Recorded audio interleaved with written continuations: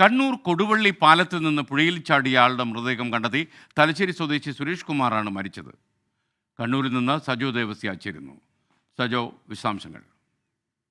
ഇന്നലെയാണ് തലശ്ശേരി കൊടുവള്ളി പാലത്തിൽ നിന്ന് കൊടുവള്ളി സ്വദേശിയായ 62-കാരൻ സുരേഷ് കുമാർ പുഴയിലേക്ക് ചാടിയത്. മത്സ്യത്തൊഴിലാളികളാണ് ആദ്യം ഇത് കണ്ടത്. പിന്നാലെ അവർ പോലീസിനെയും ഫയർഫോഴ്സ് സേനാംഗങ്ങളെയും വിവരം അറിയിച്ചു. ഫയർഫോഴ്സും കോസ്റ്റൽ പോലീസും സ്കൂബ ടീം അംഗങ്ങളും ഇന്നലെ മുഴുവൻ തിരച്ചിൽ നടത്തിയിരുന്നു. പക്ഷേ ആളെ കണ്ടെത്താൻ കഴിഞ്ഞില്ല. ഇന്ന് പുലർച്ചയോടുകൂടിയാണ് കൊടുവള്ളി സ്വദേശിയായ സുരേഷ് കുമാറിന്റെ മൃതദേഹം തലായി ഹാർബറിന് സമീപത്ത് നിന്ന് കണ്ടെടുത്തത്.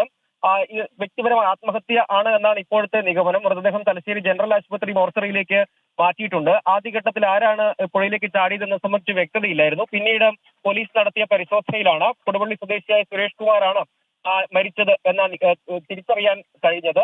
ഇതടക്കമുള്ള വിശദമായ പരിശോധനകളിലേക്ക് പോകുന്നുണ്ട്. മൃതദേഹം ഇപ്പോൾ ജനറൽ ആശുപത്രി മോർച്ചറിയിലേക്ക് മാറ്റിയിട്ടുണ്ട്. എസ്.കെ.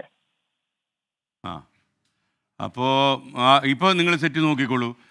ഇപ്പം നമ്മൾ അങ്ങോട്ട് പോയാൽ കാണുന്ന സ്ഥലമില്ലേ, അത് അപ്പുറത്തിറങ്ങിയ ഇടവഴി കയറി കഴിഞ്ഞാൽ ഈ വഴിയായി. ഈ വഴിയും കൊള്ളാമല്ലേ? ഓക്കെ, നല്ല വഴിയാണ്. അപ്പം ഒരുപാട് മരങ്ങളൊക്കെ ഉണ്ട്. അപ്പോൾ ഇത് നേരെ നടന്നു കഴിഞ്ഞാലും നമുക്കങ്ങ് അപ്പുറം ഇറങ്ങാം.